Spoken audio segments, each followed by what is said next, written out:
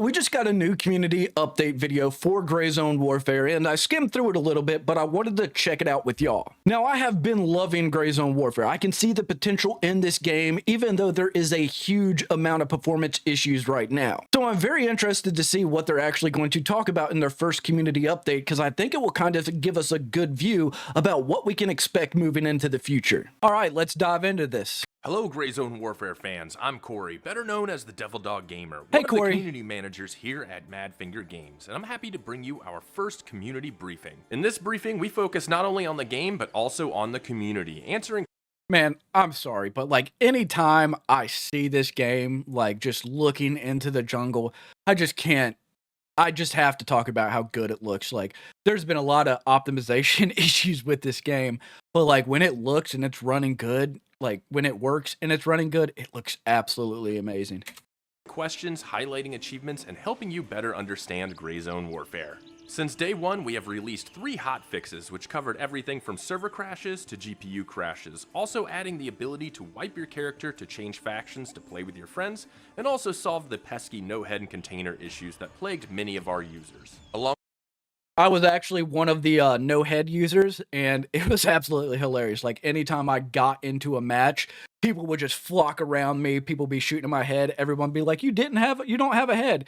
And I'd tell them I knew. The worst part was I didn't have a gamma container as well, and that cost me so many meds. Like I'm glad it's fixed now. It is fixed, but I do wish that there was some type of compensation for us players that had that, because I probably lost like a good 100K on meds over the course. Maybe I'm exaggerating. I don't know. It was a lot.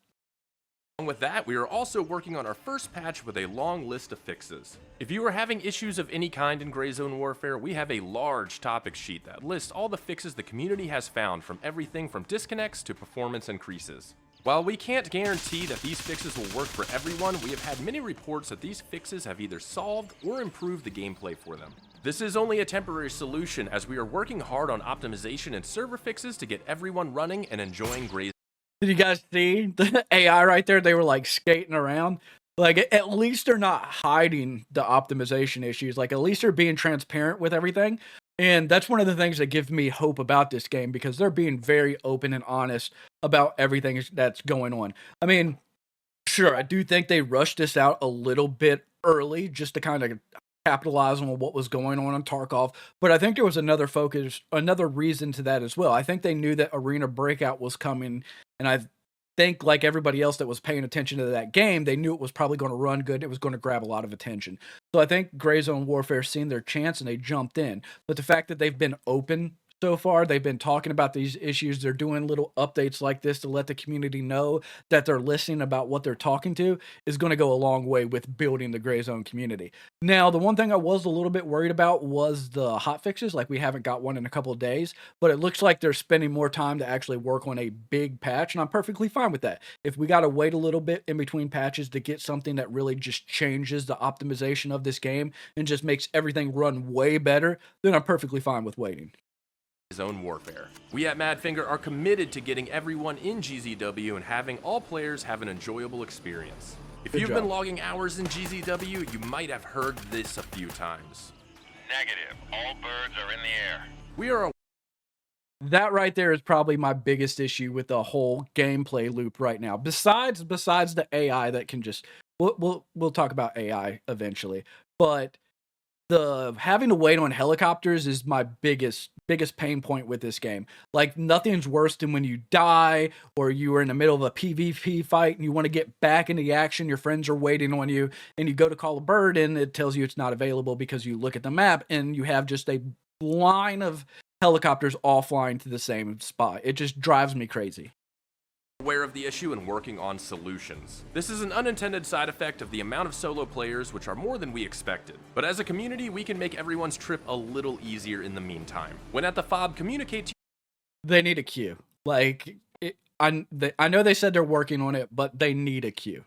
your fellow faction members where you are going, many will likely be traveling to the same POI. This will decrease solo choppers and also give you some backup. When leaving a POI, talk to your other faction members and let them know you're returning to the FOB. Many would likely join you in this trip, and if it's a full chopper, it's 3 less people calling for a bird for pickup. While these aren't ideal solutions, sometimes working as a team can breed better results. We have been Now, I think the solution for this is pretty simple. The problem with the helicopters, like I said, it needs a queue system. Like when you call in a bird once, it should put you in a waiting list. That way, it's just whoever calls it in first gets the bird first. Because right now, what happens is everybody's just sitting around spamming that button constantly, and it's the luck of the draw if you actually get it before someone else. And I know you can watch the birds go off the map and you can watch the helicopters come back, but overall, I think there should be a queue system.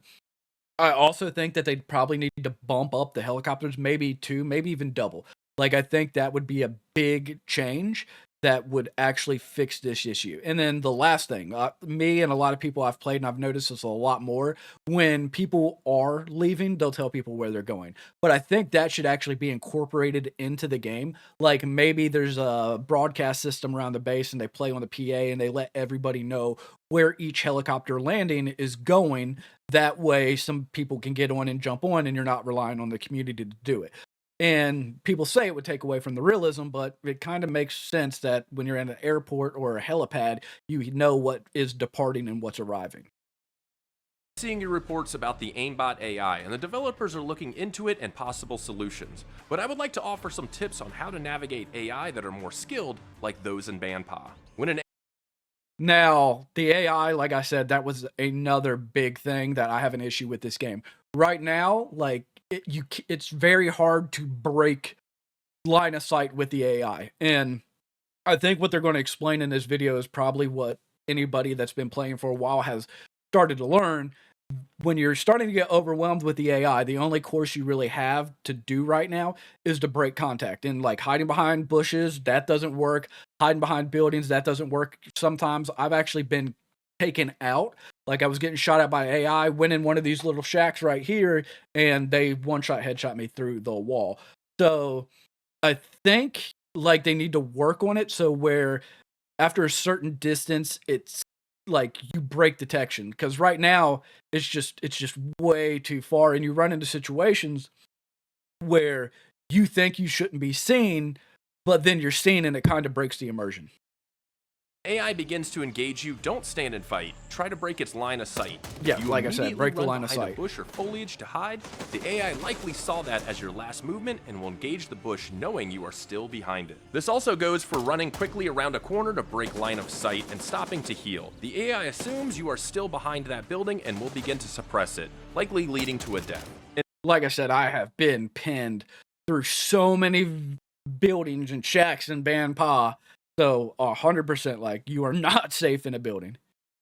Instead, break line of sight and continue to put more cover and concealment between you and the engaging AI. The AI will eventually move to your last position that you were spotted by them, so be aware as they will attempt to reacquire you. This will allow you to reposition and engage the AI while their focus is on your previous location. Also note that if you stay in one position for too long, you can become surrounded, so shoot and move. Ammo selection in That is very important. Like, he just gave very good advice. Like I was saying, the only thing you can really do against the AI right now is to break line of sight. And once you break line of sight and they lose track of you, they start getting a little confused. And like you said, you can move back in and just start taking care of them. But if you stay in one spot for too long and you don't move, you're going to get overwhelmed by a meat wall very quickly. And just even strafing back and forth. Like if you're starting to be shot by the AI, just straight going back and forth is enough to stop you from being one-tapped. A lot of people will see an AI, they'll stop the lineup, they're shot, and the AI is instantly aiming for their head, and they'll get dropped. And if you give them time to get that first shot off, 9 times out of 10, you're gone. Now, one other thing when it comes to AI that I'd like to see is like suppressors right now, I don't think are in a good place. Like, I think the detection range for the suppressors are too far. You can't really go in and be as stealthy as you like. I've tried multiple times to go in all tactical, decked out, and just try to sneak in, sneak out. And most of the time when you let off that first shot, you're just attracting too much attention, and you're going to have the whole village come on you. And then at that point, especially like if you're at the shooting range, you're going to have to drop like 10 AI, 15 AI, sometimes even 20 if the whole town comes after you before you can get out of a situation when the first shot you took was with a silencer.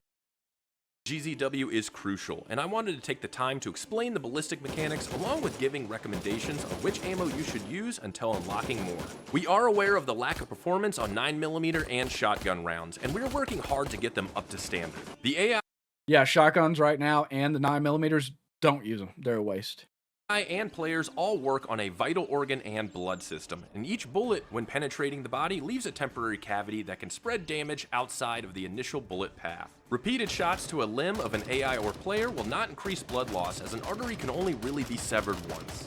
Shots focused on vital areas will either result in a coma on players or instant death. For 5.56 weapons, I suggest running hollow point boat tail ammo when running the first town, as there are less armored AI to attend to, and then moving to M.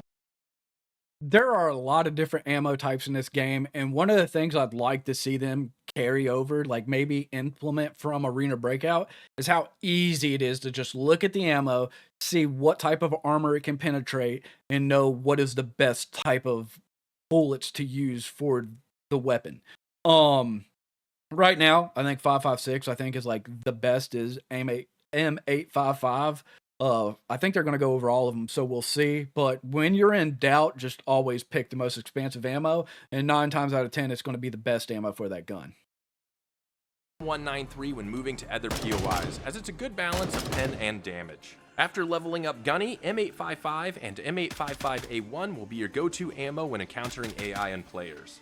For 5.45 weapons, PS ammo is the go-to when unlocking Turncoat and using AK-74s. Once you unlock Turncoat rank 2, BT ammo will be suitable for players and AI. After maxing Turncoat, BP and BS ammo will be more than suitable for general AK-74 use. For 7.62x39 weapons, please at the start use SP ammo. The US ammo has an incorrect description, and US ammo is actually a subsonic round.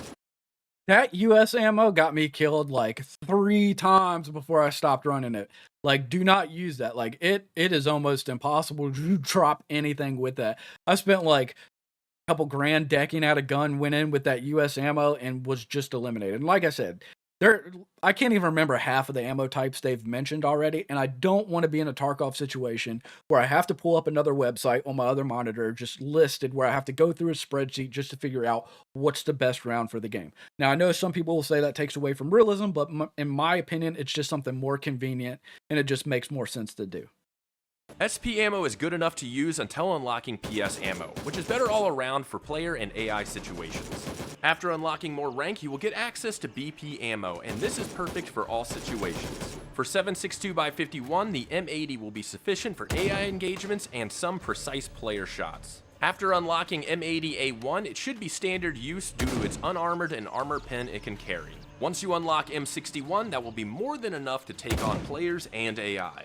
For 7.62x54R, you will only have access to LPS at the start, which will handle AI with ease and even take on players with well-placed shots. After Artisan rank 2, you will get access.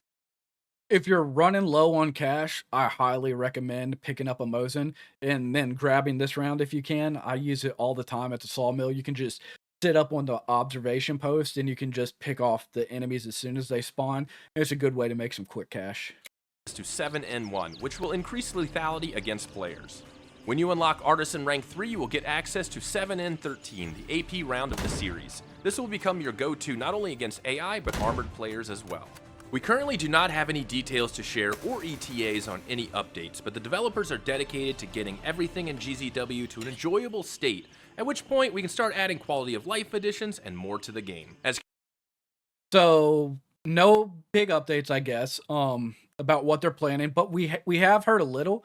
Like, they talked a little bit more about being able to like take control of sectors in the game, and I think that'd be a really great addition. Like, the way I see the 2 different modes playing out right now is I think you'll end up seeing a lot of people who just want to focus in on leveling, just that aspect of the game. They're going to be playing over on the PvE mode. Then I think the people that like PvP, they'll play on that mode too, but when they're ready to go to war, they're going to jump over to the PvP mode, and they're going to be just camping all of these different points of interest. And I think once they incorporated war mode to give everybody something to fight about, the main PvEVP mode is just going to be like all out war. And I think it's going to be absolutely amazing. Like just being able to take over sectors, unlocking different or new bonuses, new landing strips. I think they said you'll even like get a new armory to set up closer to the other people's base to allow you to push the fight.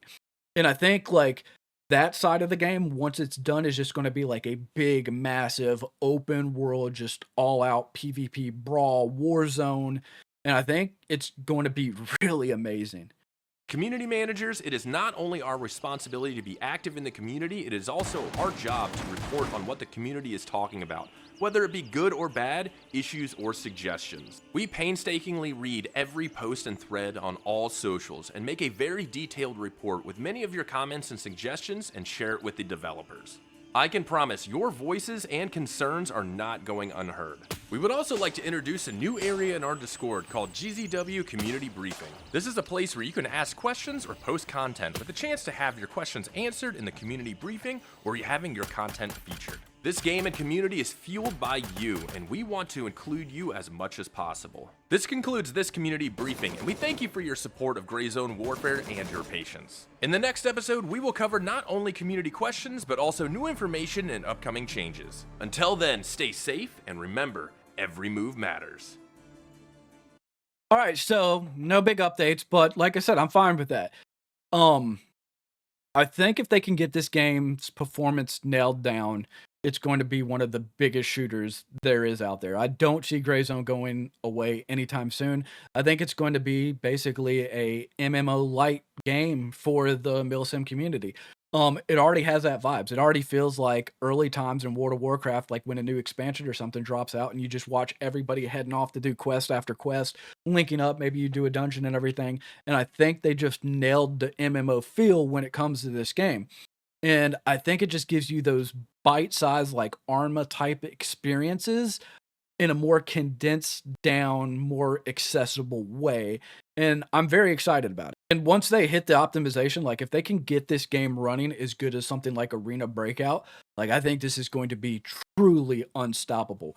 And I'm perfectly fine. If we have to wait a little bit between patches, but those patches are big and impactful, and they're listening to us, which all indications they are, it really gives me faith that we're already starting to see community briefings like this. They're opening a Discord where community members can actually go in. They're going to start showing off community content. These are all the things I want to see from a studio. Because at this point in time, it's basically a journey with us and them to turn this game into what we want. And as long as they're listening to our feedback, we know they're hearing us. We know they're working on those changes and they're open and honest. I think the future for Gray Zone Warfare is going to be great. But that's it for today. If you enjoyed the video, hit that like button. You don't have to. I like you either way.